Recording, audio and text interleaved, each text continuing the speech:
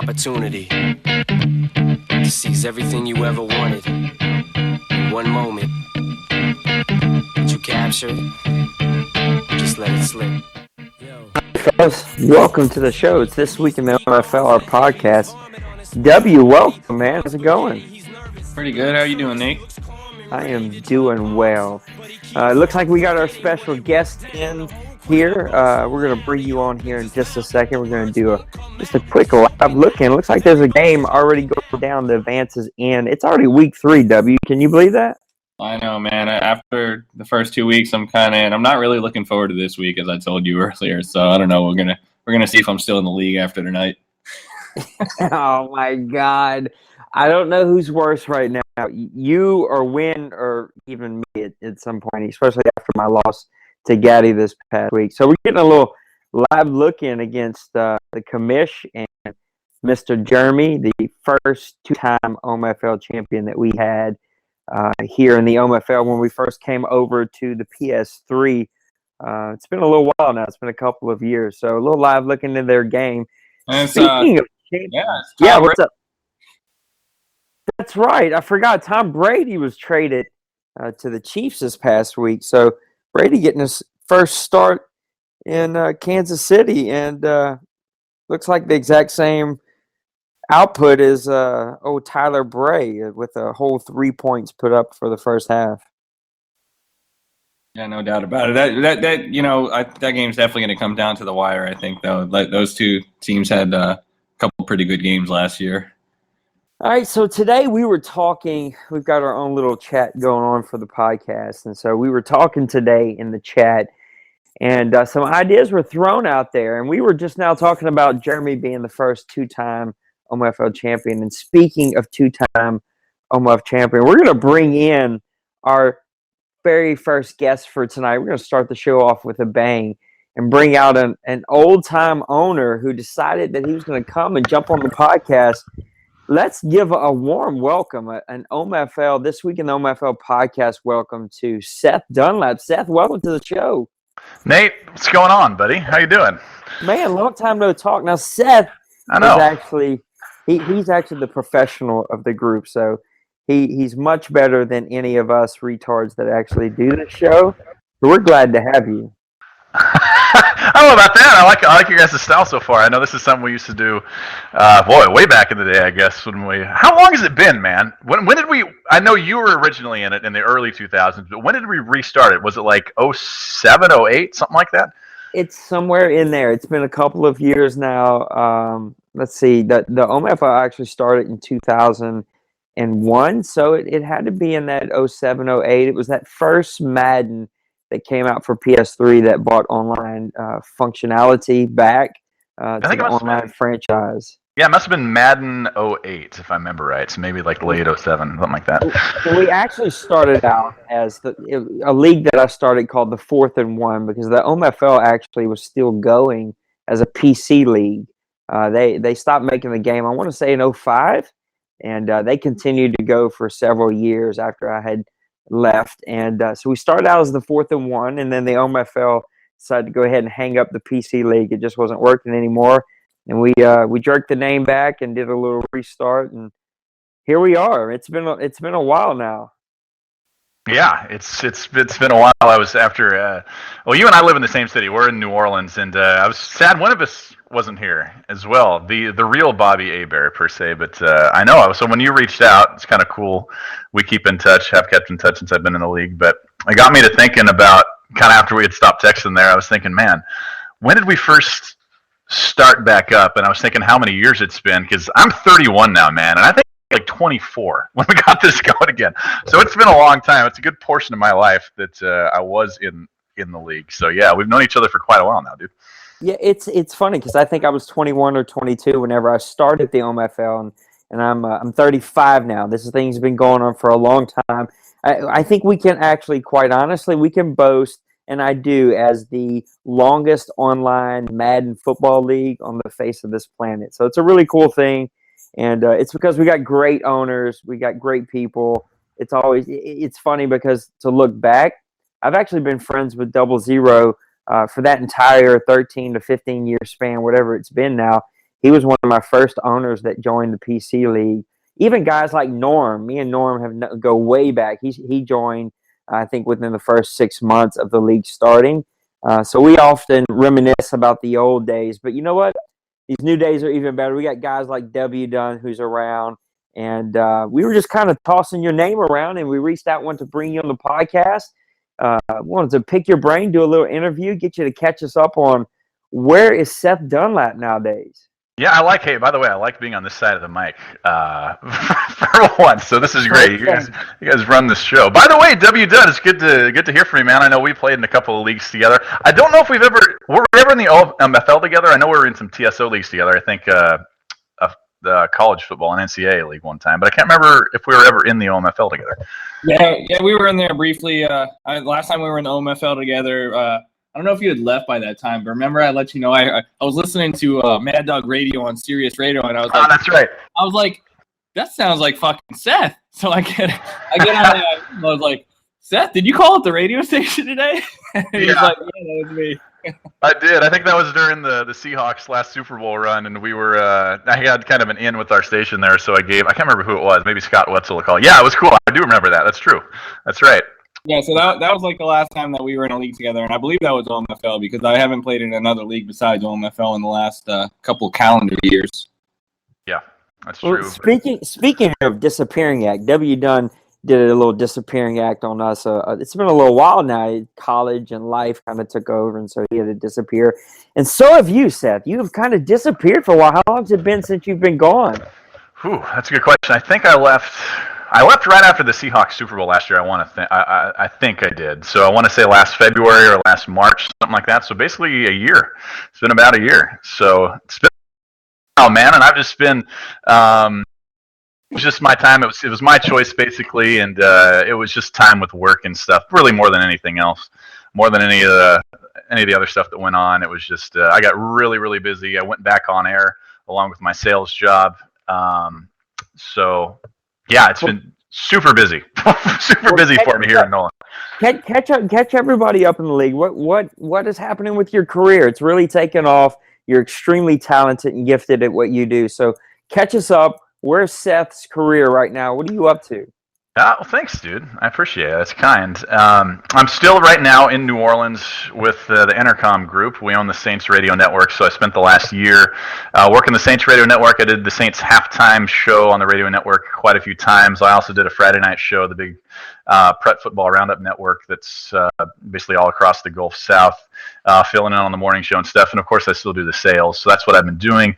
And we can make kind of agreement. I don't want to get into any specifics, but there's some stuff brewing behind the scenes that we had kind of a handshake agreement that they would support me getting back on air full time once this whole year had played out and once football season was over. Fortunately for the Saints, the football season's over a little bit early, so things are starting up early, and things are moving very fast. I know you and I talked about it on when we were texting earlier today, but things are moving really fast. So I've got a couple of opportunities here in the city, but I've signed with an agency for the first time, and they've got me in touch with a few pretty cool gigs across the country.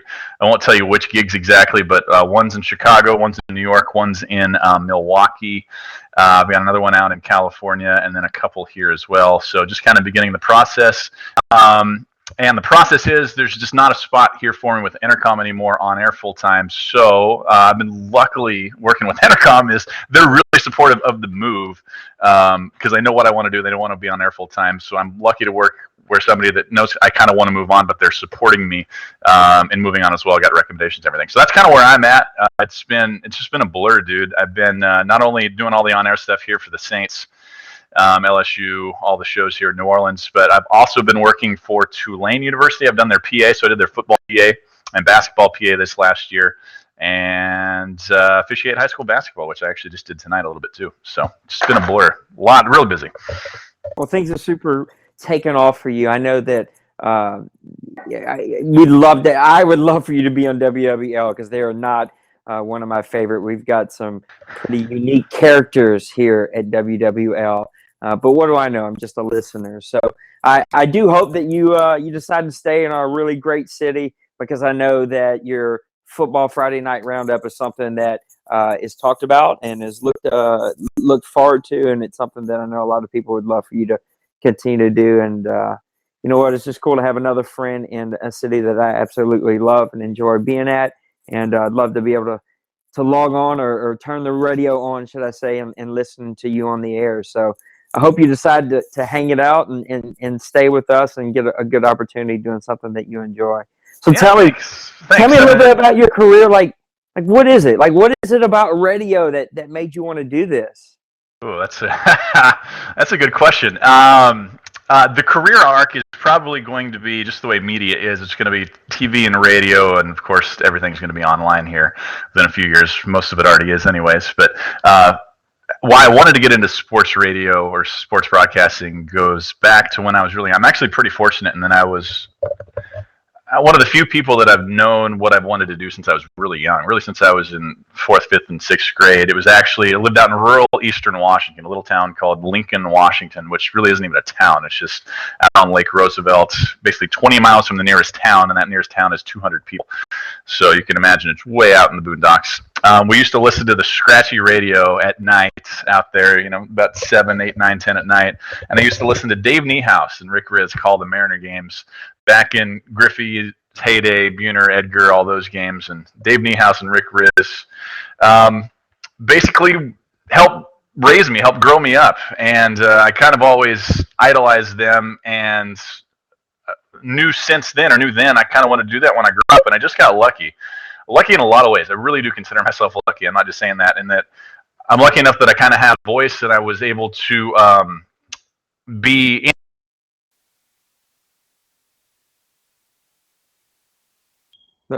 Did we lose him? Seth, are you still with us? Dang, we might have lost him. Hopefully he'll be able to. We'll give him a few seconds to see if he can't get that figured out. Is it me? Are you there, W? Is anybody here? Hello. Oh, sorry, Dad. I had to run upstairs really quick. Sorry. No, okay. I thought I was losing my mind. It was like everybody disappeared. No one was talking, and then I started to think maybe it was me. So hopefully Seth can get this worked out and jump right back on here with us. I'm going to leave him wide open. Seth, if you can hear me, we cannot hear you. So feel free to jump out and jump right back in so we can continue to do a little interview with you. W, if you're on, well, you're not connected with him. Maybe I should turn my AMI on so that in case he sends me a message and kind of find out what's going on with him. So, Seth, if you can hear us, you got to get back in here. Let's take another live look in. We're in the third quarter, 8 minutes left, and it looks like Kansas City has decided to make a football game out of this W. They got it 17-10 against the Commish. Yeah, no, earlier I wanted to correct you, but I didn't want to interrupt you. This is Tom Brady's second start. He actually put up pretty good numbers in his first game, so it looks like that trade thus far will be paying off for Jeremy. Seth, are you back with us? I am. Sorry, my mic gave out. This is how unprofessional and prepared I am right now. I don't know when you lost me, man. I don't want to go over everything I did. But. No, that's okay. You were just talking about kind of how you grew up and how you were lucky enough to have the voice. So, look, we're just glad that you're here. Honestly, again, we'll talk about it just a little bit. We wouldn't be doing our due diligence if we don't talk about it a little bit, but. Right. I miss you around here. I know a lot of the guys miss you around here.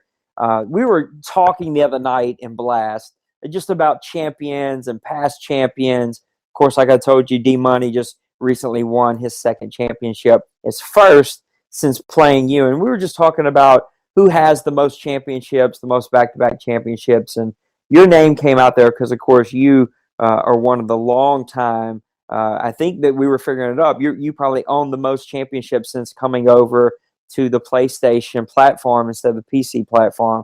So in your opinion, what goes behind the GMing and building of a good competitive team that made you so competitive every single year?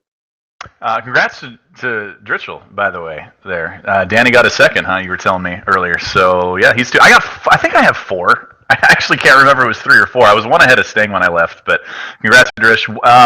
What made me so competitive? That's a good question. Is that the question? Yeah. What made you competitive every single year? Like what went behind you building that team? What went behind you getting those skills because every single like we were talking of those Jag teams, that Jags team. I don't even know if you won it that year. I think you did. Maybe you threw me a bone and let me win the only game. I think I was the only guy to beat you that year. You broke my streak, man. That Breeze Jaguars team with those tall, fast receivers that you had, unstoppable. By far the best team, both PC and PlayStation, that I have ever faced in my entire life. And I've been around losing games for a very long time. That by far they were unstoppable. You could not beat that team. Yeah, this is very cliche, but it's very true. My strategy with Madden was always on offense. I never thought I was the best offensive player by any means. So offense, it was really easy for me. I just played according to the personnel I have. I know that those Jags team you said, I actually traded for Breeze, and I had Larry Fitzgerald, some other receivers as well. Oh, what was the? You had two. I know that receivers. Yes, I'm trying to remember the guy on the left side, Deshaun Toll. I think Toll was the guy. I was trying to remember his name. Those guys were monsters. Yeah, and I would always just offensively, I just play to the personnel I had. So it kind of you showed that in the Jags teams that I had. The early years, I actually had a lot of passing talent, some good wide receivers. Breeze, obviously, I traded for, so he threw the ball over the place. But then the second version that we played, I was just eviscerated because nobody would trade with me anymore. So I just used Rashad Jennings, and I just kind of pounded the football, and we turned into a running team. And then when I got to Seattle, I just completely ran the football because I didn't have any receivers at all. So offensively, I was very flexible, like year to year.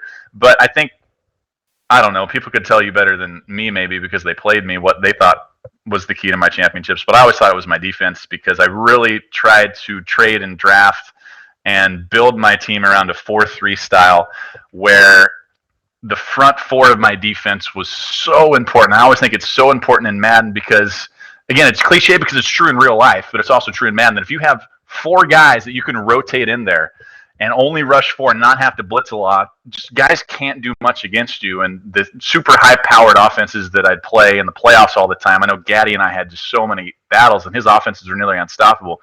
But the thing I did, I think he actually beat me, by the way, more times than I beat him, but I was lucky I got him a few times in the playoffs. So when I did in the playoffs, it was just because I was able to play a lot of zone defense behind my four-down lineman rushing. And that's just how I built my team. It was always, every single version I would start, I'd look at the front four, I'd say, where do I need to improve on the front four? I got to have at least three guys, not just two, but at least three guys that can rush the passer. Because of the nickel and dime situations, I'd want a guy that I could formation sub in there at the defensive tackle spot and become a third rusher, have the two defensive ends, and then just play really good defense behind it.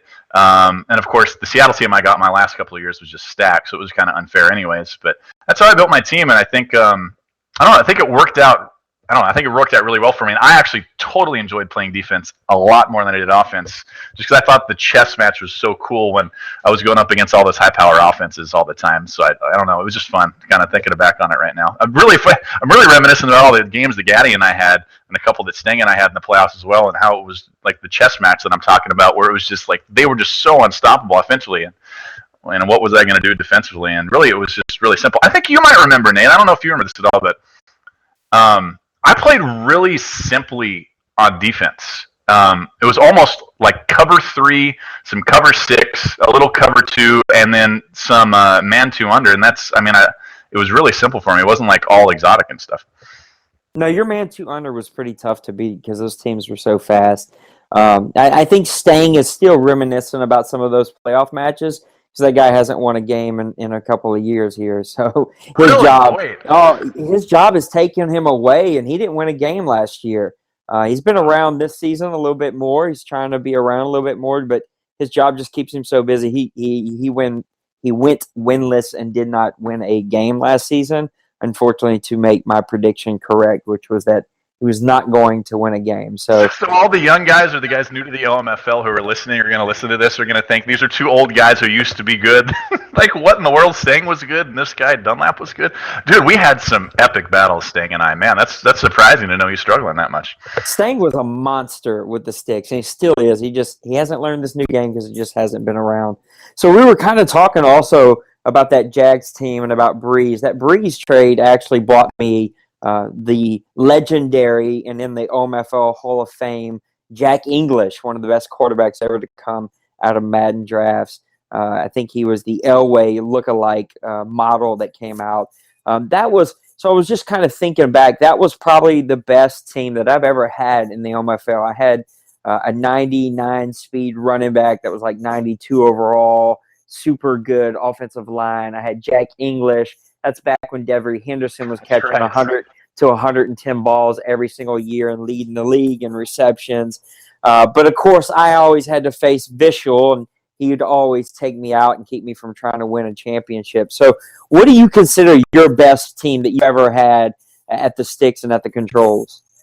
That's a good question. The best team I ever had was probably the undefeated Seahawks team I had, the version last year when I left. I think I won. It was a total out-of-the-box team, obviously, but they were just so loaded, and they were so versatile, and nobody could move the ball on me defensively.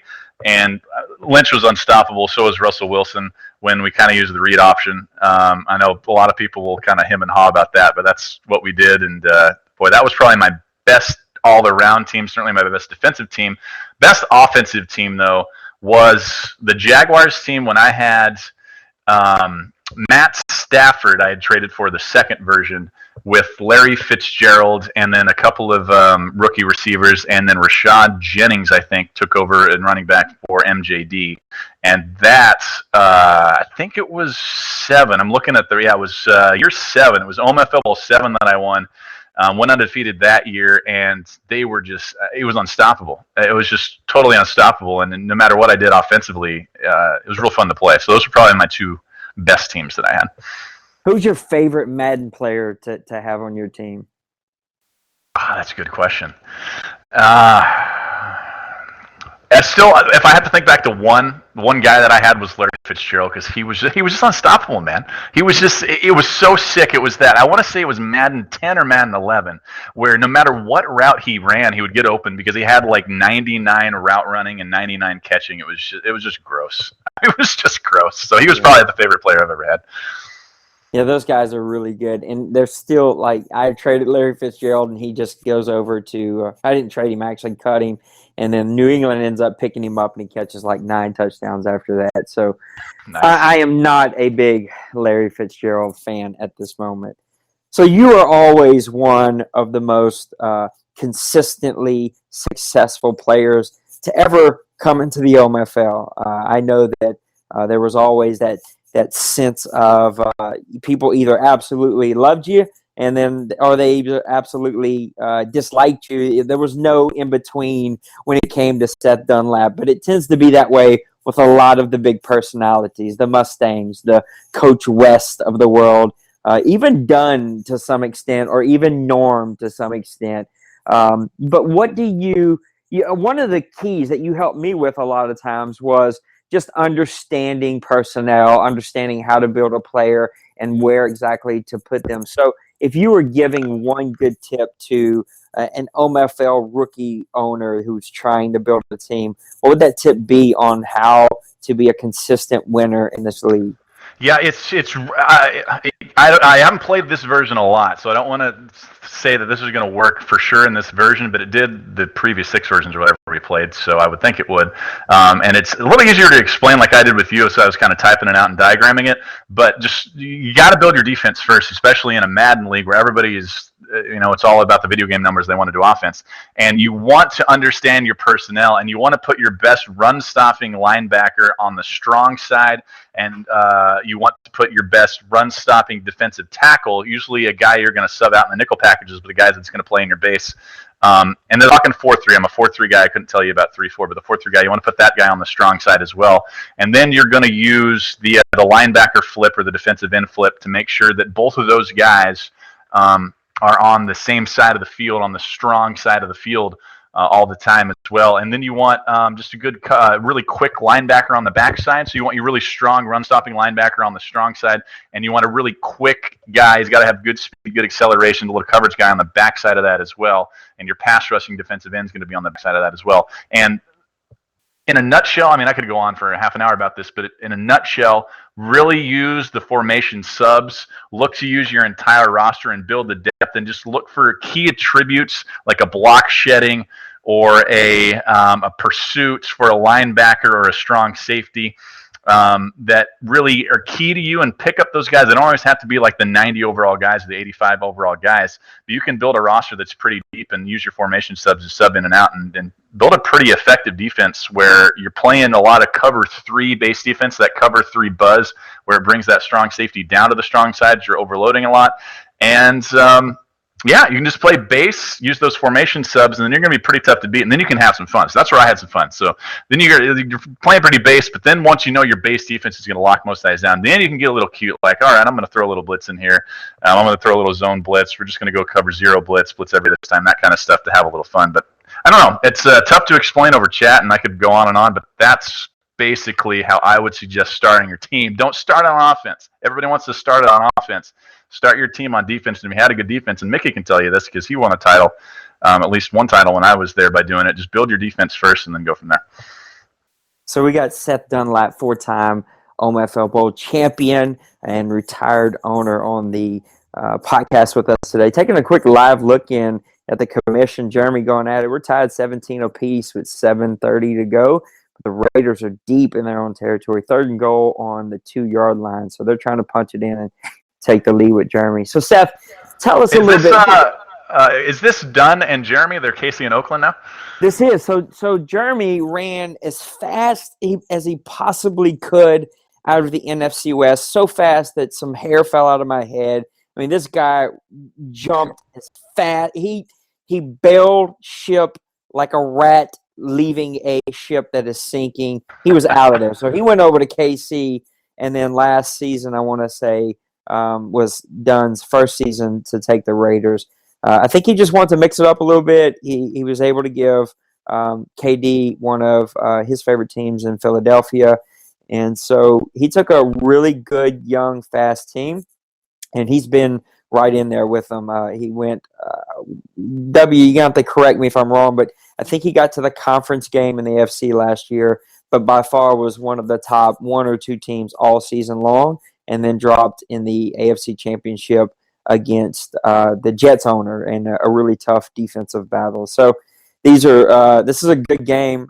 Kansas City is trying to figure out some offensive problems they have, but this game usually comes down to what all OMFL games come to nowadays, and that is who can get their running back to 40 carries the first. Usually he's going to win. Maybe I'm exaggerating a little bit there, but these two teams are about their running backs and how many carries they can give them. You're not exaggerating for some teams, Nate. That's right. Not for a whole lot of teams.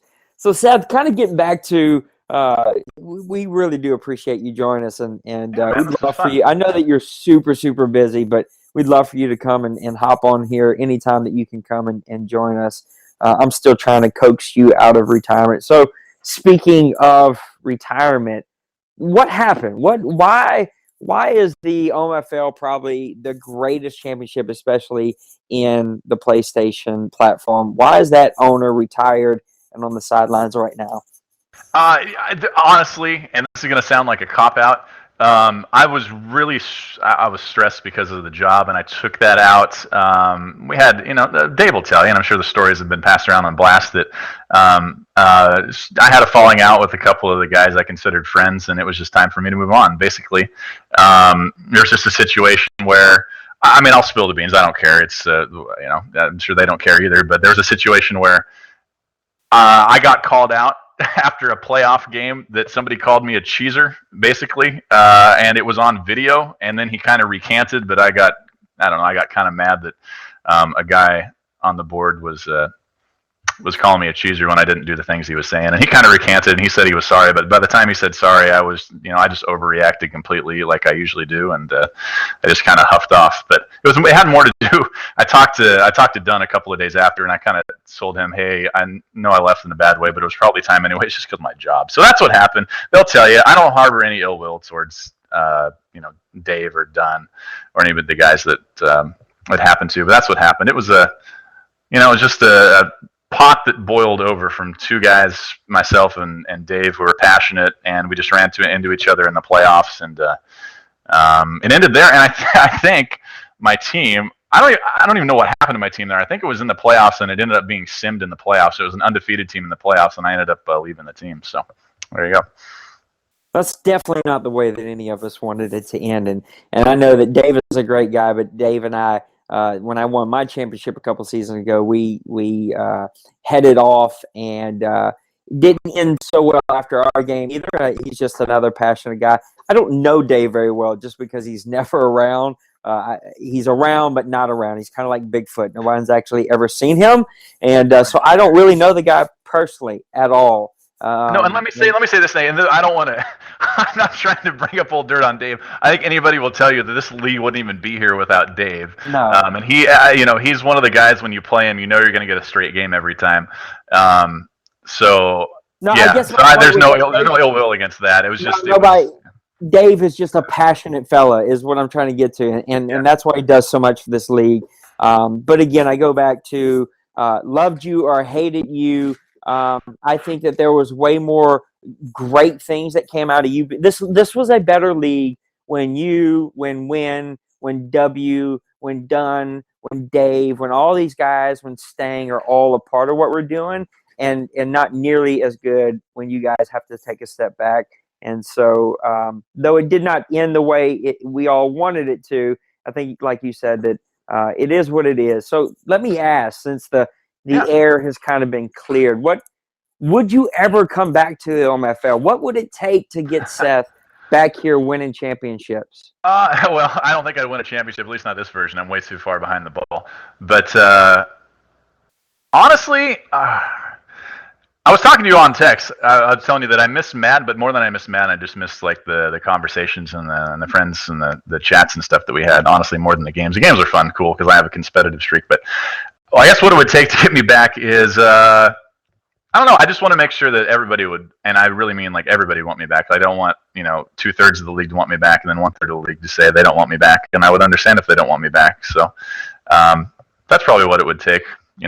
So I'm not going to come back and then upset 10 of the 31 guys or whatever it would be. So, all right, Commish, you heard it, at least when you listen to this podcast. Of course, you're in the middle of a game. So when you listen to this podcast, you will hear it. We got to get Seth back. We got to figure it out. Then again, I've been asking to get out of the NFC West for quite a while and can't seem to get out of the NFC West. I'm the Cardinals, and I'm just a brutal 8-8 team is about all I am right now. Defense first for those guys? Well, a little bit of nothing first right now. So I'm still trying to figure out. Yeah, we do have a better defense than we do on offense, but we're trying to figure it out. Once you get to the mountaintop, you want to get back pretty quickly, and it's tough when you struggle. I mean, I faced Gaddy and D-Money twice a season each, and then though Junior would not say he's one of the better teams in the league, just his team, period, always seems to play me very well, and he has my number. I just can't seem to beat the guy. So yeah. You brought up. I don't know. I want to bring up something you brought up earlier. Maybe you guys, I don't know if you've done this, but kind of touched on some of the greatest games in the OMFL history. That game you mentioned before, when I was coming off of, what was my win? I think I had a 26-game winning streak, which is probably, I don't know if it's still, that was at the time when I left, the longest winning streak in the league, and I was undefeated. And I swear, and I'm sure you still think it was a conspiracy because you were the commissioner at this time, and a lot of people think, well, I'm just throwing a game to the commissioner so he doesn't boot me.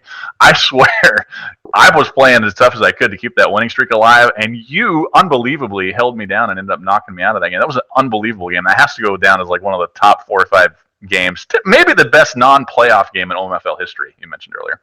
Yeah, your streaks were unbelievable. Your teams were unbelievable. And you know what? You were just a great guy to have around. And, we miss you being around and giving all the things. We got Win back, at least for right now, though. He pulled a win tonight and stormed out of the chat. He was upset because Emo would not play him before the national championship. Of course, he is not here for the show tonight because I think he's either upset or needed some wife time or something. But hopefully Win is still going to be here tomorrow morning, but he's doing Buckman's Board and podcast. We got to get Blogger X to come back. He's got to make an appearance back. Blogger X has got to come back. He's got to come out of retirement. Oh Lord, I wonder how many people know that story. I know the core guys do. That's epic. Not many people are going to remember it, but that caused, I don't even know if Dunn knows that story, W. Dunn, but that caused so much hysteria over nothing. So Seth introduces this blogger X. It's going to be this anonymous blogger who is, posting things about the draft and about the season and about all kinds of stuff. And I don't even remember what the post is about, just because to me the concept was hilarious. And so many people got their panties in a wad about Blogger X. Blogger X had to disappear again. So it was just one of those funny moments. This was when we were over on Tradition Sports Online, and I had cleared it with you, and I had cleared it with like one of the guys. I think it was Sean Mason. So like two people knew who I was when I was posting all this stuff. And I wanted to do it because so many guys get upset when they get critiqued in like the write-ups or whatever. They'll get all butthurt and stuff. But I wanted to do that so there wouldn't be any hard feelings, and it ended up not working that way. People got hard feelings anyways, and then I won't name names, but somebody got really upset and basically ended up blowing up TSO, and it probably led to us leaving TSO and led to me. I still to this day, by the way, I tried to get back into leagues there, and I am still basically banned from TSO because of that. So I think I am actually banned. I am one of the few people who is actually banned from TSO because supposedly I talk bad about them, and it is what it is. Not that I'd ever want to go back to TSO, and they can use this podcast against me. I don't give a flip. TSO is what it is. It's a great community. The guy, from what I understand, the guy who started TSO was actually my very first co-commission, the OMFL. He and I built the OMFL to begin with in 2001. If that is truly Ryan, if it really truly is the same guy. And so I think that I'm just not very liked at the TSO. But it doesn't matter. We've got a great thing here at the OMFL. I still think we've got the best league ever. And the best league that's out there. And it was because of guys like you that made it the best league. So hopefully we can mend some fences here tonight. We are the Dr. Phil of the OMFL. We're bringing all sides together. We're going to kiss and make up. We got to get Seth Dunlap back in this league. We got to make it happen. Yeah, people want me in the league now just so they can destroy me, because I literally played. I haven't played any online Madden this version, like zero, and I've played maybe 3 or 4 offline games. But I'm not. That's not the reason I was on, or not the reason you asked me on. Just full disclosure, I'm not. No. This is not the reason. We just want to. Yeah, we just wanted to get you to come and catch up. So before we let you go, we got to get some games here. Before we let you go, give me this. Who was your favorite? You were a big trade guy, so you're a big offensive guy, a lot like Win, a lot like myself, big offensive guy. Who was your favorite trade partner all time in the MFL? Oh, that's a great question. The guys who were fair, and I'm gonna throw you a little jab. I always thought that you tried to get a little too much. Like you were you were always rough to deal with a little bit. So it wouldn't be you. Hey, you gotta reach for the stars and just you start working your way back from that. That's the way I view it. Yeah, I would probably say favorite trade partners. Again, they were fair, and it was really easy. Like there was no all this back and forth bullshit that goes on. Was probably Win, because he stuck to his deals. One of us, and honestly, Commish Dunn, DJ Dunn. It was pretty easy. Like he would always tell you, no, this isn't happening. Like if you wanted a deal, he'd just be straight up no. But if you ever got a deal, like you didn't have to bullshit around with him for days. It was just a 10-minute chat, and there was the trade. So those are probably, off the top of my head, the 2 easiest guys. Yeah, that's a little unfair, Jab. I didn't string things out for days. I just string them out for days. I'm just going to see what I can get out of this. A little a little extra. That's all. So before I let you go, last question. All right. Favorite all-time OMFL trade that you've ever had go through that was your favorite, kind of brought you to a new level? Oh, man. That's a great question.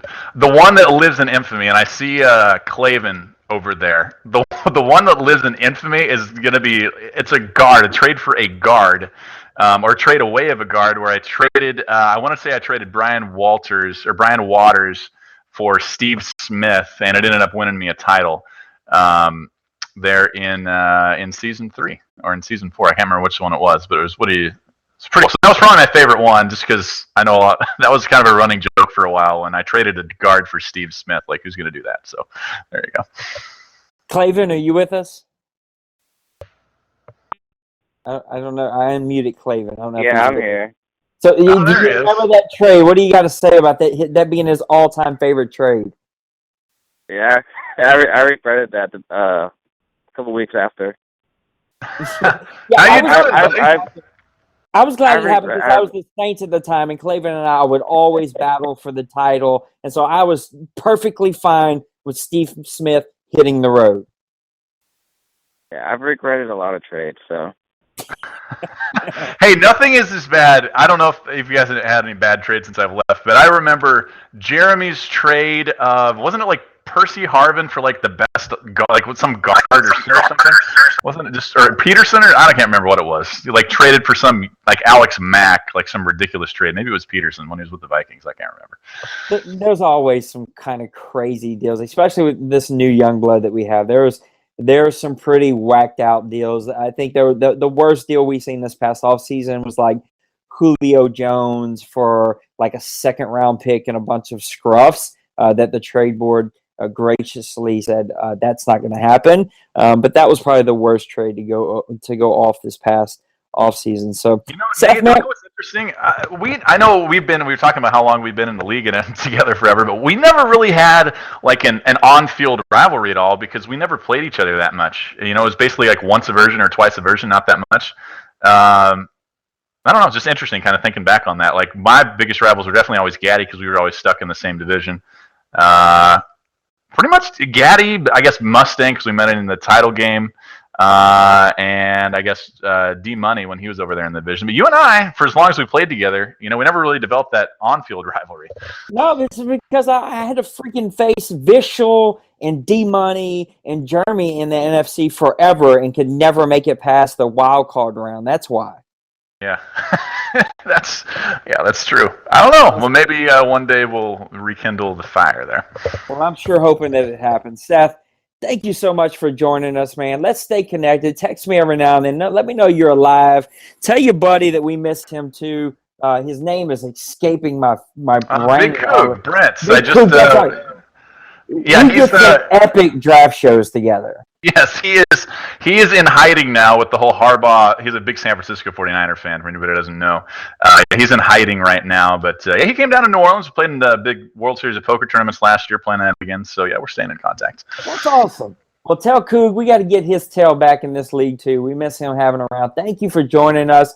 Feel free to come and come check out a podcast. Come poke in here. You're an absolute, not only an all-time great OMFL owner, also an all-time great OMFL contributor, not also just a pretty amazing, talented online, on air, even probably on screen personality and what you do and your talent. But you're just a good guy, one of the great all-time competitive guys, and probably, in my opinion, the best all-time OMFL champion that we've ever had.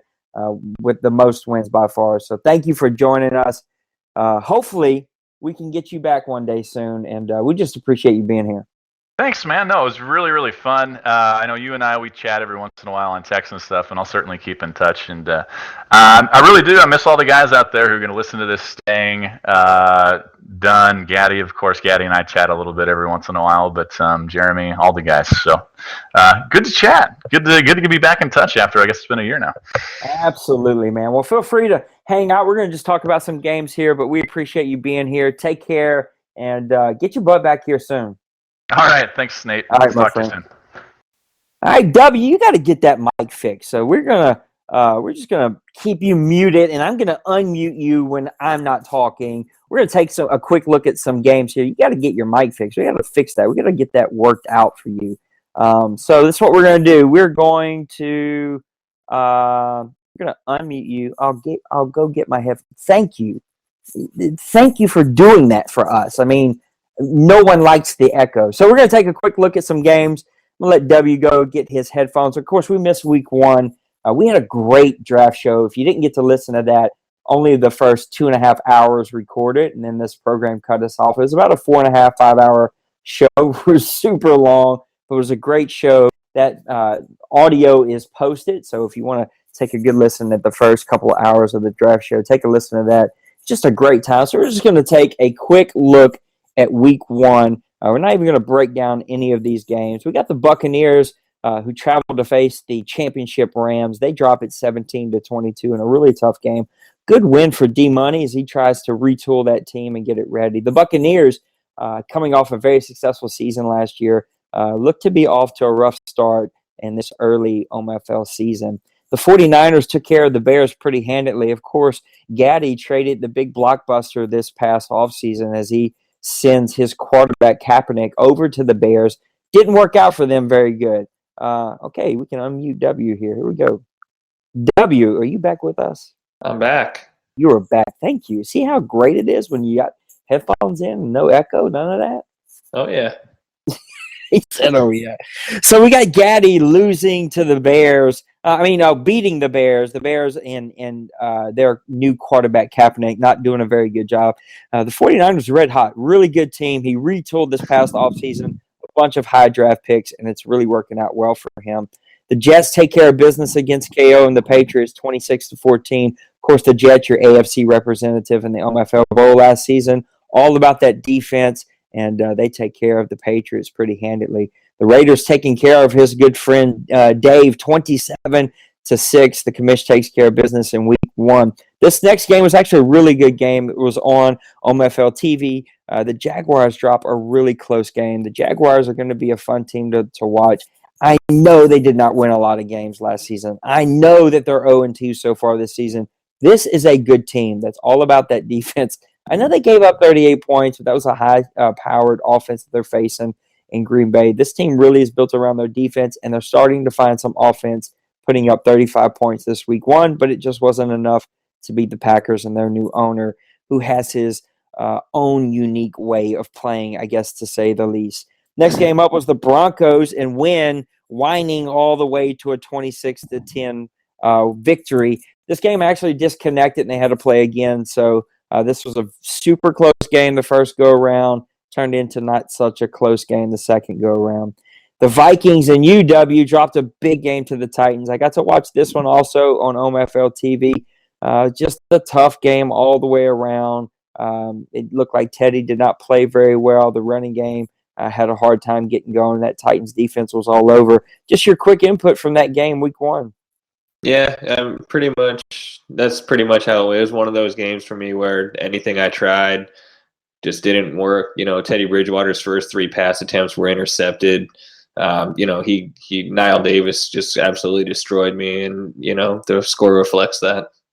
Yep, Niall Davis is a monster. It's funny to see how well he's putting up numbers with that very low overall running back. And 3 interceptions in the first 3 attempts. That's a rough start to a game. No one wants to start a game off that way. Next game up is our good friend Double Zero dropping to the Seahawks 41-32. I'm not 100% sure this game was played, but if it was, I'm pretty sure Double Zero wanted to quit about 50,000 times because the win has rubbed off on all of us that are in that podcast chat room that we've got going on, and we all want to hang it up sometimes. The Bengals. Go ahead.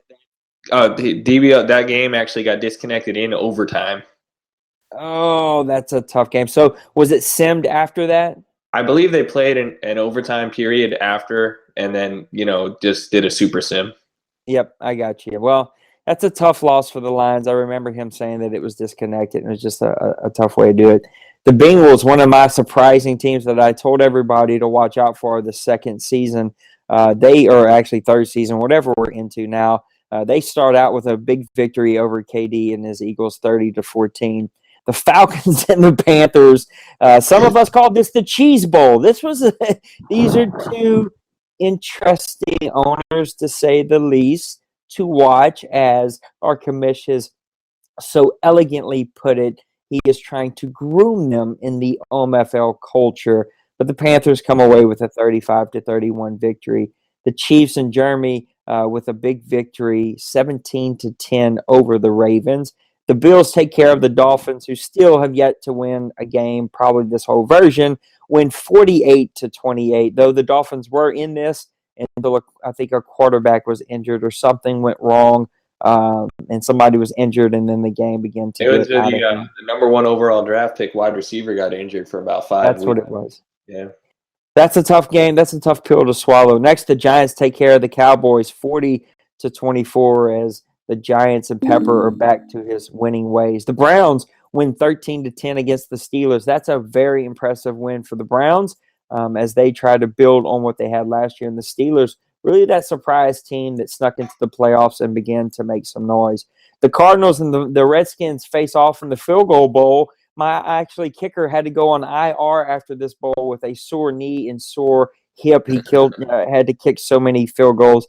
It was 5 of 6. Neither one of us could play very well. I just happened to suck a little bit less than Clavin and his Redskins as he still tries to learn. I think this is only like his 3rd or 4th game that he's got to play. So at least he has an excuse. I, on the other hand, do not. The Texans taking care of business against the Colts 23-7. And there it is. That is week 1 in the OMFL. Now we're in week 2. We're actually already in week 3. We're going to take a quick look at a couple of these games. So help me, W, as we kind of run through these games. The Colts take care of the Chargers 13-10. That's a big win for the Chargers.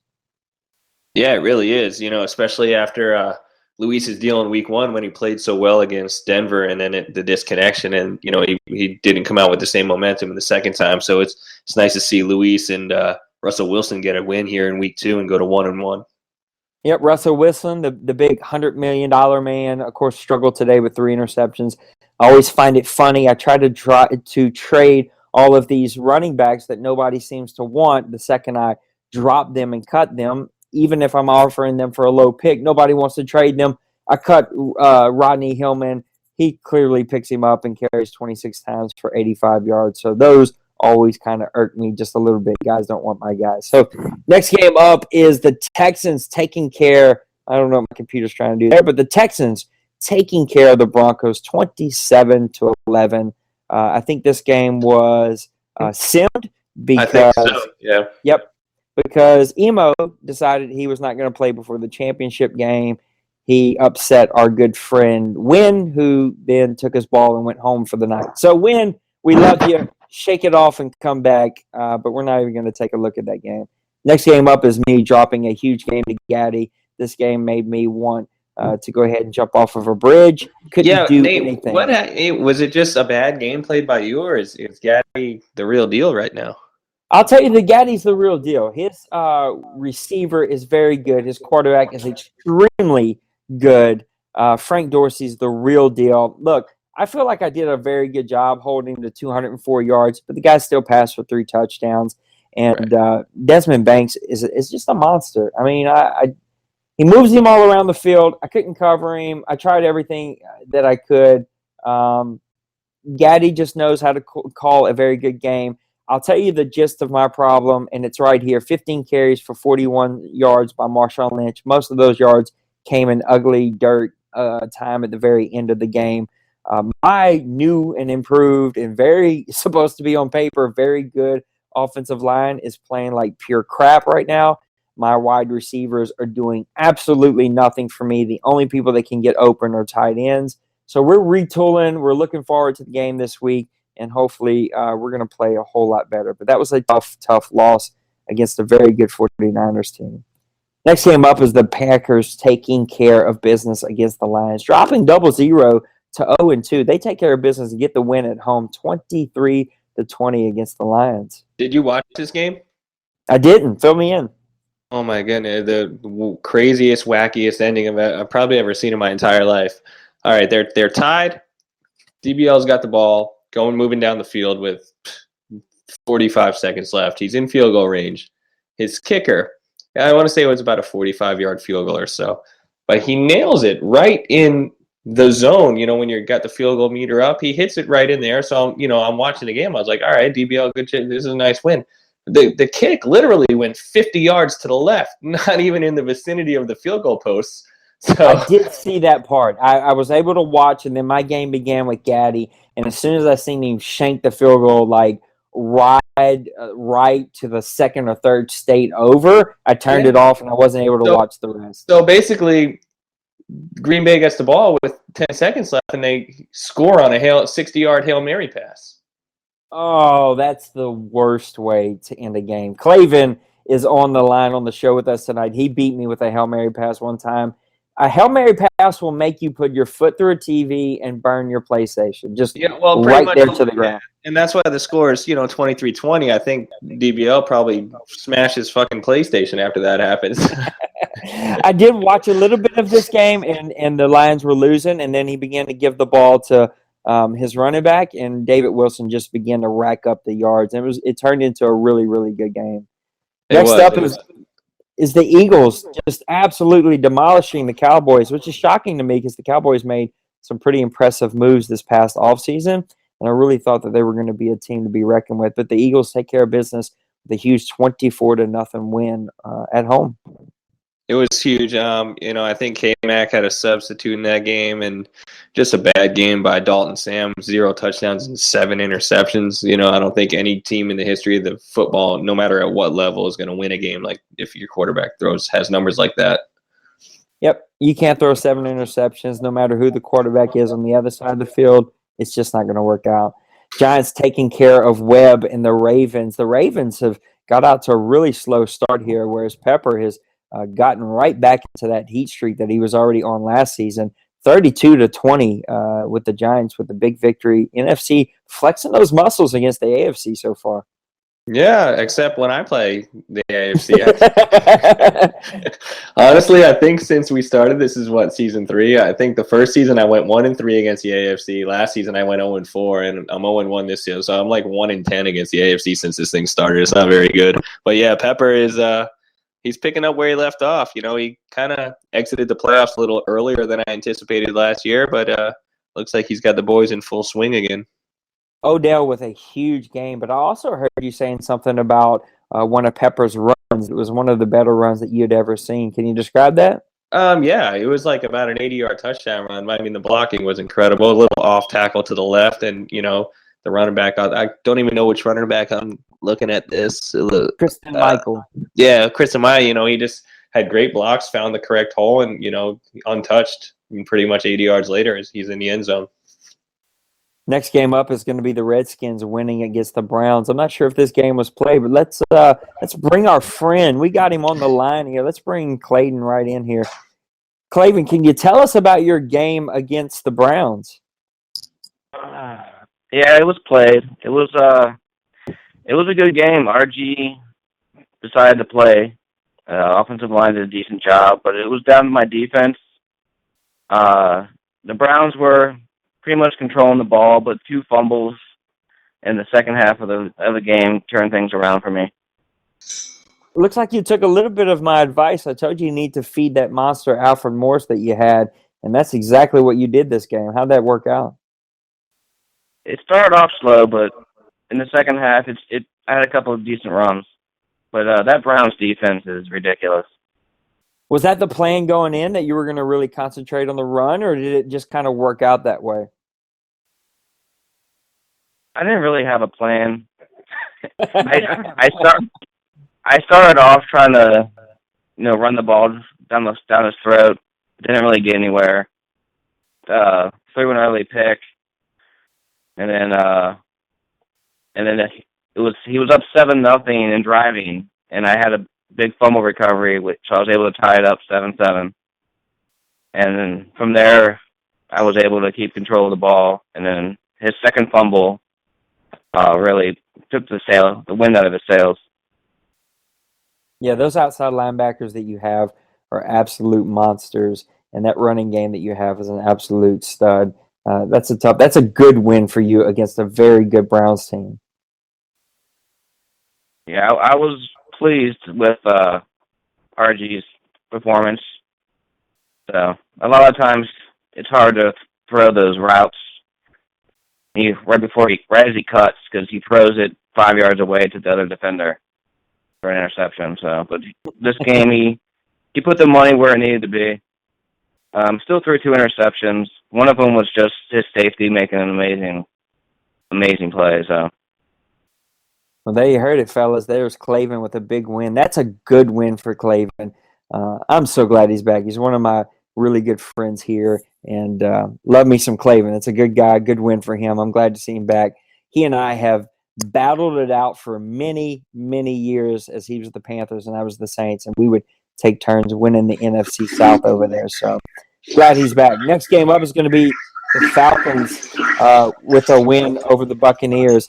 And I got to watch a little bit of the game and turned it off the second that I had an opportunity. I couldn't watch it. I'm just being totally honest.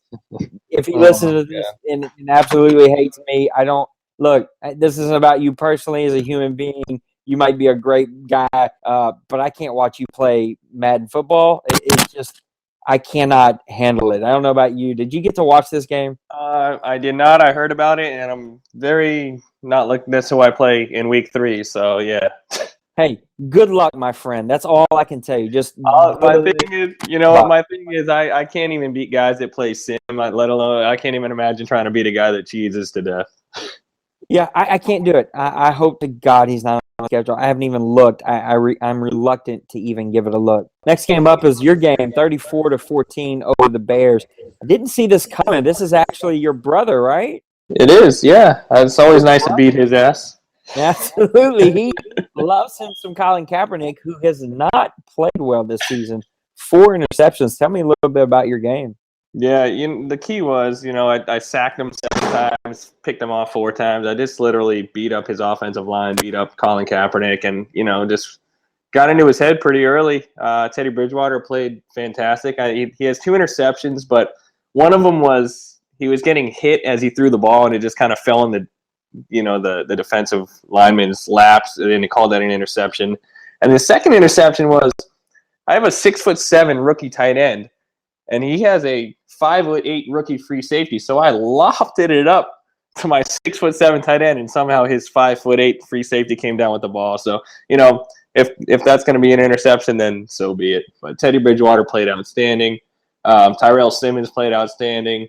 Cordell Patterson had some tremendous catches in the game. It was just an all-around well-played game by me, finally. That's where Madden decides that you need to throw an interception, so that's exactly what you're going to do. Just a little heads up, the national title game is now 20-21 as Oregon brings it within 1 point with a field goal. So got a really good game on the TV, got some good Madden games going, so it's a really good night that's going on here. So that's a big win for you. What I don't understand about the Bears is how does Adrian Peterson touch the ball 4 times? He has definitely been bitten by the Colin Kaepernick bug, and he is wanting to throw it around all over the field. I remember when I played him, he was doing the same exact thing. And then in just my game, Peterson got 32 carries, and he ends up just absolutely murdering me. Yeah, I think the philosophy there is, and, this is kind of spilling beans from the horse's mouth, but he's kind of transitioning. He knows that this is going to be Peterson's last year in Chicago, so I think he's trying to give the keys to Kaepernick, so to speak. Yeah, he's going to have to go back to the drawing board on that one. Next up is the Raiders with a huge win, 24-14. I know the Steelers are 0-2, but this is a really good team, and the Ravens are showing that they are still on top of the AFC, and you're going to have to come get them. Oh, yeah. No, the Raiders aren't going anywhere. They're definitely they're going to be contenders for sure this year and probably going forward until the franchise is over, but Dunn is a hell of a player. The Steelers are a good team, so this is a pretty damn good win for Dunn. Yeah, it'd be interesting to see. I didn't get to see it because Dunlap was on, but it'd be interesting to see how that game ended. They were up late in that game, and just that's a good game between Jeremy and Dunn. Do you know who won? Did you get to see it? I did not. I think I saw Dunn up kind of late, but I did not see the final score. It was under 2 minutes, and he was up 7. Then by the time I looked back, it was already over, so I missed it. Next game up is the Bengals with a 15-14 win over the Dolphins. That's a tough loss for the Dolphins. If you're going to win a game, you need to win that one right there. The Bengals are a much improved team, but the Dolphins still can't get off the schneid. No, but this is only week 2, and saying it's played 2 pretty good games so far. So there's progress down in South Florida. Yep, and Mike Wallace is still a beast. Just in case you didn't get to see. Oh, he sure is. He's Mike Wallace, and when he gets his rookie receiver back in a couple of weeks, him and Wallace are going to be nightmares for defenses to try to cover. The Jets with 3 victory on the road against those. Watch some of this game get to finish it because I think it was again the same I played Natty. But this was just a good victory for a very good tough to beat at home. It looks like they were able to rough up that offense, and Chris Ivory just went absolutely nuts. 29 carries, 109 yards, and 2 touchdowns. Yeah, it looks like this game was just a pretty good dogfight. It wasn't, neither quarterback had a huge day. It looks like, the running games were very important and the defense is very important. It's a pretty good win here by the Jets, the defending AFC champions. Those are the tough games to swallow. When you're at home, it's a good team. You play them tight and you lose by 3. So that's a tough game to lose. The Seahawks have really played well this year. They drop at home a 3-point loss to the Patriots. The Patriots just need that victory. The Seahawks are surprising so far this year. They have played extremely well, even though they had to completely retool their team. This team is really worth watching. This Jared Worthy kid, he can play. He can play some football. He's playing really good football right now. They drop a tough game, but I'm telling you, watch out for the Seahawks. I was hoping the junior would fade away, but it doesn't look like he's fading anyway, and KO gets a really nice win on the road. Yeah, Jared Worthy, who doesn't cost $155 million, he's the second pretty good game in a row. Junior, hate to say it, but, just another good team in a hella good division that you play in, Nate. Yeah, look at this kid, 44 of 67, 66%, almost 500 yards. He's got 5 touchdowns and on pick. This kid is tall. He's a big, little speed, 75. He is this kid can play some serious football. 93 throwing power, 81 short, 80 medium, 75 deep. This kid can play for a 3rd round pick. He's got better stats than my 1st round number 6 pick a couple of seasons ago in Welsh. This kid can play.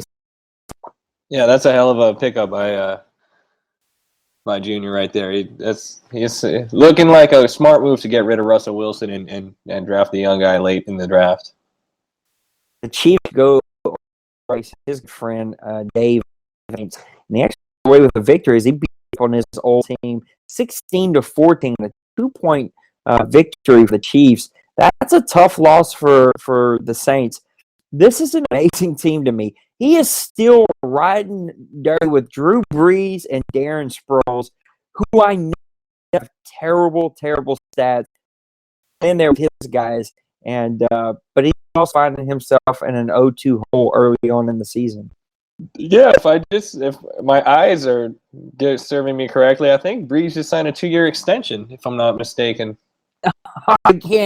I cannot even begin to fathom it. I know this poor guy's throwing power has got to be like 69 by now. But you know what? I guess Dave is going to stay loyal to his guy right there. You can't really. I think Dave is going to ride this baby into the dirt just to say that he's got Drew Brees and Darren Sproles on his Look at this game. Well, and Tom Brady's stats are pretty in the garbage too right now. So you had Brady versus Brees. Not one guy had a stat or an attribute over 80 in any accuracy area. Jeremy is grasping for straws because the Tyler Bray experiment, as I said, is over. He was left with his pants around his ankle, and he needed to do something quickly. And Brady was the only answer that he had. Long term, that's not going to be easy. To contend the Raiders and Jets. You're right. It's not good when you replace your young quarterback with a 40-year-old quarterback who's not going to be on your roster next year. He's going to have to go back to the drawing board in the offseason again. Next game up, the Rams with a nice victory against the Panthers, 26-21. Your Bowl champions have started out this 2-0. Even though their quarterback has struggled, they found a way to win. Yeah, this game was sim though. Yeah, they had it originally. Yeah, they scheduled it for after the national championship game, and Dunn said, we're just going to advance." Well, there you go. The Rams will take that easy victory. Yeah, even though it was ugly. Next game up in the last. D-Rich probably just didn't want to play against that guy. Same. I would take a same also, especially if I know my team's probably going to come away with a win anyway. So our last game, a 17-14 win for the Titans over the Jaguars. This is another game. How terrible is it when you lose your first two games by buying 6 points, less than a touchdown? I really feel bad for Norm. Look, Norm, I do not see eye to eye. It's funny because he and I used to be extremely good, close friends. But lately, he's just become more ornery, and I don't see eye to eye a lot. But you know what? I feel bad for my old friend. This is a tough season so far for him, and I hope that he hangs in there, sticks to his plan, sticks to his guns, because it's going to pay off for him long term. You know what? Week 1 was such an anomaly for Nate. He's always throwing out a great defense. He's always finding a way to lose to like 13-10 or 14-13. And week 1, finally he's able to put 35 points on the board, and he still finds a way to lose by 3. His defense allows 38. Like, when does that ever happen? Now this week, he rolled out his brand new stadium this week. I got to see that. That was pretty awesome. And Bortles was making some great throws in this game too. So it's looking like Bortles is making some improvements, but it's the same old story, man. He's just finding ways to lose games by a field goal consistently. I feel bad too. Yeah, that's the key. You said it perfectly. Finding ways to lose. Good teams find a way to win. The end of that game, Norm was driving. He was on the 6-yard line, out of timeouts. He hit his receiver on the 4-yard line. He got out of bounds. The guy was tackled. When he was being tackled, he was out of bounds, and they didn't stop the clock, and that's how the game ended. I felt awful for him. Yeah, I hate when Madden does that. It doesn't do it often. It'll get to you every now and then. It looks like KC actually dropped 24-17 against Oakland. Good of your Raiders as they start to show the AFC what they're all about, and that they're going to still be at the top of that hill, and hopefully they're going to look to make it to their championship game this year and knock off those Jets. Yeah, the AFC it's top heavy for sure, and the middle's good. You got guys like Winuvis, freaking, that guy would be probably a number 1 seed in the NFC, but he got left out of the playoffs last year in the AFC. Paul Wynn is a great GM. He is a very good, solid. Not the strongest minded tool in the shed. Fix that. That guy's name. Stick out. He was really upset tonight. I really had to walk away for a few minutes. Look, it's a game. Look, we're all really passionate people. This league is full of passionate people. So it happens, but I can all get over it pretty quickly and move on. We're all still here. So before we call it a night, it's a good show. You were interviewing Seth, and that's really long. Seth is a very good way. He likes to hear himself talk. He was talking a lot tonight, but I'm glad that you joined us. Let's talk real quick about predictions. We didn't get to do that for 2 games of the season. Actually, the first game for week 3 is already in as we are into week 3. But give me your predictions. Let's go division to division, conference to conference. Give me your AFC East predictions this year. Okay. We're just doing winners here? Yeah. Just tell me. Tell me who you think will win each. Okay. Yeah, I'm gonna go with the Jets, the defending AFC champions. It looks like they just had a dogfight with Buffalo, so it doesn't look like they took any steps back. So I think the Jets are going to repeat as division champions, and they're going to be a force to be reckoned with in the AFC playoffs. And I'm sorry. I had to get kicked out of my bedroom, and now I'm in here where the TV's all loud. So I was trying to move on. Yeah, just give me your next one. So in the NFC, we're talking about the AFC. It's kind of hard. I'm kind of talking with my wife, trying to figure out what I'm doing here. Look, this is not a studio. This is still a house. So in the AFC East, I'm actually going to go with the Jets. Also, I think that they're going to win this division. But no, watch for the Bills to try to make some noise. I don't like what I'm seeing so far from KO, but that could be a team that surprises you later on. What about the AFC North? Yeah, the AFC North is kind of similar to my division. Any 4 of those teams can win the division, I think. But think I'm gonna jump on your bandwagon and go with Mickey. I think through 2 weeks he's looked like he might have regained some of his past successes, maybe or styles. Maybe he's putting a little more time into Madden now, and I think the Bengals are going to win the division. I think this quietly could be one of the better divisions in football if the Steelers get things figured out and make another run like they did. Webb always seems to figure out how to get his team to play well. Rookie quarterback, he's going to get those kinks figured out. The Bengals are back, been calling it for a while. I think he was hiding in the bushes last year so he could get him a good draft pick. This is a really good team. I'll go ahead and I'll take the Bengals. I do like the Browns, though. I do like what Sammy's doing, and I think that will be a fun division to watch how that comes out. The AFC South is usually all about the Texans, though the Titans are saying, don't forget about us. How do you feel about the AFC South? Yeah, man, it's hard to go against Emo, but I played against Tennessee, and I honestly do think Tennessee is going to be a playoff team this year, whether it's from the division champion or a wild card. I think they are that good, and it's going to be hard to sustain that kind of success for all year in the AFC. But I think they are going to. Their rookie quarterback is tremendous, Trenton Coleman. I'm going to go Tennessee winning the division here, though. Yeah, I'm going to stick with the tried and true Texans. I still think that they know. Again, going back to good owners know how to win. He knows how to win football games.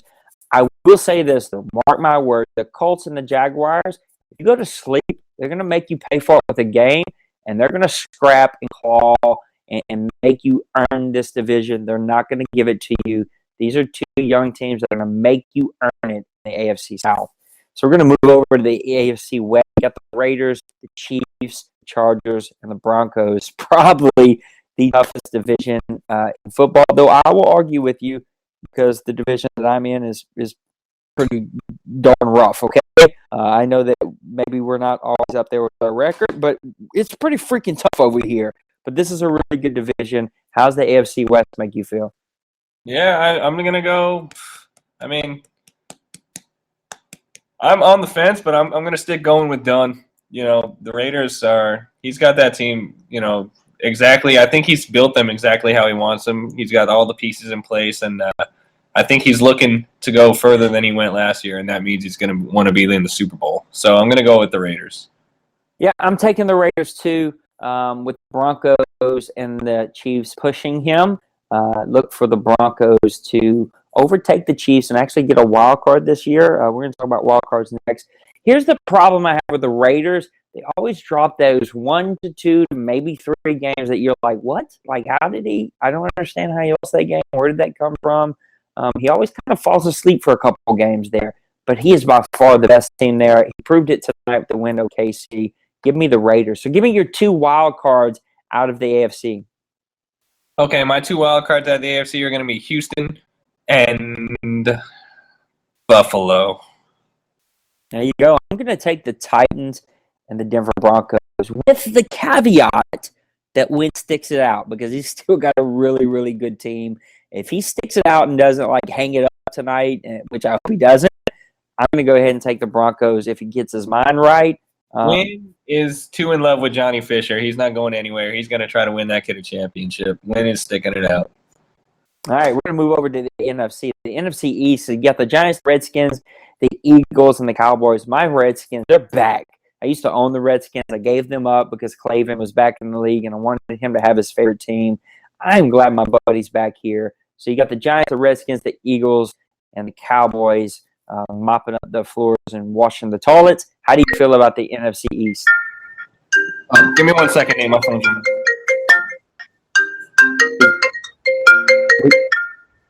We got W ordering pizza over here. My God, you gonna answer that phone? Only on the OMFL podcast, Clavin, would this kind of stuff happen where we got phones going off, we don't know what's going on. This only happens on our podcast. So I'm going to go ahead and give my input for the NFC East. I still like the Giants. Pepper is red hot. The guy has figured his team out. Odell Beckham is an absolute beast for the Giants. I still look. KD and the Eagles is a very good team. KD is a great owner. Clavin clearly showed this past week that he's figuring his team out. The more games he gets under his belt, the more he's going to understand his team. It's going to all rely on RG3 to see how RG3 plays. I expect it more of the Cowboys. Sorry about That's that. all right. I expected more of the Cowboys. I expected you to do more, but you're still clearly not on the same level as these other guys. Give me the Giants to win the division. So I was just kind of giving my input while you were ordering your Domino's pizza. Yeah, I think the Giants are far and away the best team in the division.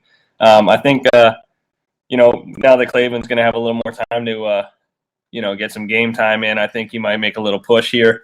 But, the Eagles and the Cowboys, they're worrying me. I think the Giants are going to win the division, and with maybe Washington pushing a little. All right, next up is the NFC North. You got the Packers, the Vikings, the Bears, and the Lions. Of course, two of my good friends are over there in the NFC North, and just an interesting division. How's the NFC North feel like to you? I'm going to go Bears just for the hell of it. Oh, and I'm not listening to that, okay? I was trying to set you up. I was trying to let you be the commentator. I was trying to see if you could put us – you can't do it, all right? So I'm going to go ahead and do it for you. I don't like – okay, I don't even know the Packers guy. He asked me to make him a SIG. I have no clue how he plays. I don't know anything about him. I like the Vikings. I think that the Vikings could put it together. Look, if 00 could ever remove his head from his anus – he would win some serious games. Look, he's got David Wilson over there. That kid is clearly a stud. I almost went all in on David Wilson this past offseason, and I seen a 63 injury rating and was like, no, I think I'm going to stay away from that, let other people spend all that money. Look, the Lions could make a run here. They could put it all together. I just think that the Vikings are putting more into their team. They're going to get things figured out a little bit quicker. So I'm going to take the Vikings, with the caveat being that if the Lions get things put together, he's going to make you earn it. He's going to make you push. The Packers aren't going away. I can't take the Packers because I don't even know if he's going to be here in 3 weeks. Like, these new guys, you don't know what's going to happen. You don't know if they're going to be the next great owner in the MFL or if they're just going to be another cheesehead, pun intended, that's going to get out of this league pretty quickly. So maybe Nate Lejeune will be in the NFC North as the Green Bay Packers pretty soon. Play with your buddies. Look, Kamish is going to listen to this, and I know he's rolling his eyes right now because he knows what's coming. And I'm sorry, Kamish, I love you. And when you listen to this, look, I get it, all right? I get that. I don't know why I'm not allowed to switch teams. Supposedly, the last little thing I was told was that I destroyed the Cardinals and they were unfillable, which I still call extremely laughable. The team is much better than the way I had them when I took them over. But my favorite response from him tonight when I said, am I going to be allowed to have another team? He said, yeah, of course. Next time we have an open team. And I was like, you just filled the Packers. His response was, yeah, last week. I'm like, what? How's that even a response, Kamish? So, like, I can change tonight, but I couldn't change last week. Like, it's my fault that he filled it. I don't know, Kamish. Like, I don't even know if I want to leave now because it's like I want to stick everybody the big finger and show you that I can't win. It's not going to happen because I face Gaddy and D-Money all the time. But this whole crap, I should be the Green Bay Packers right now, and I should be mopping up W. Dunn and 00 over there, making them hate Nothing to brag about, Nate. There's nothing to brag about, buddy. No, I just got to give the commission a little joke. I love him, but I don't get his response, and I don't get why the board is so against. I've been here since day one. I've been here for 13 years. I've missed very little time. My absences and my walkaways from the OMFL between PC and PS3 or PS has been very, very small. I'm the most dedicated owner. I give a ton to this league, and yet they won't let me move teams. I find that hilarious. Win has literally owned every team in this league, and yet I'm not allowed to move. Win may change teams tonight. Who knows? So now that I'm off my little soapbox, let's go to the NFC South. You got the Falcons, the Panthers, the Bucks, and the Saints. How's the South make you feel other than nauseated? I honestly feel very, very badly for Dave and Callie. That's how I feel about it. Listen, you know it's bad whenever we feel bad for Callie, of all people. He's a friend of the radio show, but you know it is a bad day when you feel bad for that guy. That is true. It's got to be a pretty bad situation. That's correct. But I think I'm gonna go with Callie to win the division this year. I think Tampa Bay is gonna make a little playoff run this year. Hey, I'm with you. I'm taking Callie. Look, Callie, you know I love you. I'm just giving you some trash. He and I battled it out. We had some epic battles. Like, smashed me all the time. I just happened to get him that last season whenever I won my championship. Love Callie. Love what he's doing. Look, he's in an 0-2 hole. I don't think that these Panthers or Falcons owners are going to be here all season. I really highly doubt it unless they dramatically change.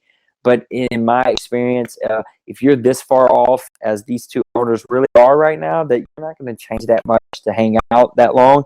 And I don't know what's happened to Dave. He sticks to his plan, makes you play ugly football, but man, I don't know how you're going to win with Drew Brees and Darren Sproles. I was going to say he might be hanging on to Drew Brees and Darren Sproles a little too long there. Way too long. I don't know how you're going to do it. That team is getting old. And Wynn just popped up in the blast, and he's that's where you were. And I said, we're doing the show, jump on. And he said, no, I'm going to bed. And then he's like, did he interview Dunlap? I was like, yes. And then the commish just popped, and he's like, why the hell would he do that?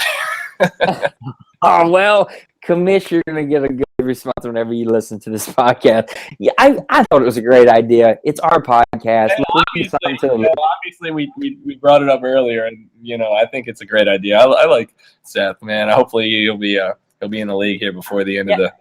Hey, I'm hoping. Look, it's on audios. There's no more text. There's no more he said, she said. Look, he apologized. Let's all move on. It probably never will happen, but who knows? Let's move over to the NFC West before we call it a night. We got San Francisco, the Rams, the Cards, and the Hawks. This is say what you want. This is a tough freaking division. How's the NFC West make you feel? Man, from what I've seen, I'm going to go with what I've seen through 2 weeks. And, San Francisco is looking unbelievable right now. Their rookie quarterback and rookie receiver. Their defense is still pretty much intact with Alden Smith, Patrick Willis, Navarro Bowman. Pretty impressive roster that Gaddy has there. And Gaddy looks like he's putting it all together offensively. I'm going San Francisco to win the division. The last 2 weeks, I have faced some of the most amazing linebackers. That's the only little hope that I have right now in my season. The Redskins and the 49ers. That's maybe why Marshawn Lynch, no running back in the league, is when you're going against Bowman and Willis and say, I don't care who you have, Marshawn Lynch, Adrian Peterson, or just some Joe Schmo rookie. You're not running against those guys. So give Marshawn Lynch a little time. He's going to come together. Well, we'll see how things go. I'm still going to take D-Money. Gaddy's got to prove to me that he can win on the big stage. D-Money has always proven that he can win on the big stage. Again, he just finds ways to win. I will say this, though. Mallett has not played well this season. He does have the sim game in there, but he hasn't played well that one game. We'll just have to see, whereas Gaddy is red hot right now. But Gaddy will do that. Gaddy will be really red hot. He'll start, barking like Gaddy barks. Look, we all love it. He's Gaddy. That's what makes him Gaddy. At least he's not being a butthole right now, because Gaddy can tend to do that sometimes. Gaddy's being cool right now, right? He's barking. He's being Gaddy. But sometimes it pulls him away from his game. It's when he gets quiet and he focuses. That's when he really starts to win. So look, if he keeps this up, he's going to be a really tough team to beat. But I'm going to go ahead and take the St. Louis Rams. Give me your 2 wild cards out of the NFC North or NFC period. Ooh, okay, 2 wild cards. Just give me St. Louis and Arizona. Yeah, I'm going to take the 49ers, and I'm going to take the Packers, just because I think if anybody has a chance to hang around, it might be him. I still think that you're going to take this division from him. At least that's my hope. I'm pulling for my buddy. But I think I'll take the Packers as a wild card. I'll take the 49ers clearly as a step above all the other wild cards. He's going to be in there, and he's going to be pushing. So there you have it. Week 1 and 2, it's in the books. It's done. The offseason is gone. It is but a distant memory, as the playoffs have already disappeared, and we are in the midst of a really, really good season. Good interview, good show. Thanks for joining me. Give me your final thoughts on tonight. Man, it was awesome. It's an hour and 41 minutes ticking, right now from start to finish. I love the interview with Seth. I think, like you said, it's going to clear up a lot of maybe bullshit that might be, on people's minds or whatever. It looks like he clearly has no animosity towards anybody. He sounded kind of optimistic, when you brought up would he play in the league again. It sounded like something that he would want to do. But, he doesn't want to step on anyone's toes at the same time. And, the way the season's been going so far, it's just so unpredictable. One game you're going to play maybe the worst game you've played in Madden, and then the very next. I'm talking in my case, like week 1, I couldn't have played any worse if I even tried. And then week 2, I couldn't have played any better if I tried. It's crazy. Yep, I know that you and Wynn were talking about it. Madden just feels a little bit different. So let's close out the show with this. It looks like Ohio State just scored again. Give me your prediction. There's 9:45 left. Looks like Ohio State's going to go up 35 to 20 here. Give me your prediction as this game looks like it's coming to a close. Yeah, well, I picked Ohio State to win the game before the game, so I'm going to stick with that. Now they're up 15 points in the fourth quarter. I got to stick. All right, so that is how we close out the show. Clavin, thanks for being on the show tonight. Thanks to Dunlap for coming and being on the interview, and thanks to my trusty sidekick, W, for being on here. Fellas, it is always a pleasure. We will see you again next week. Thanks for watching the show, and we'll see you. Peace.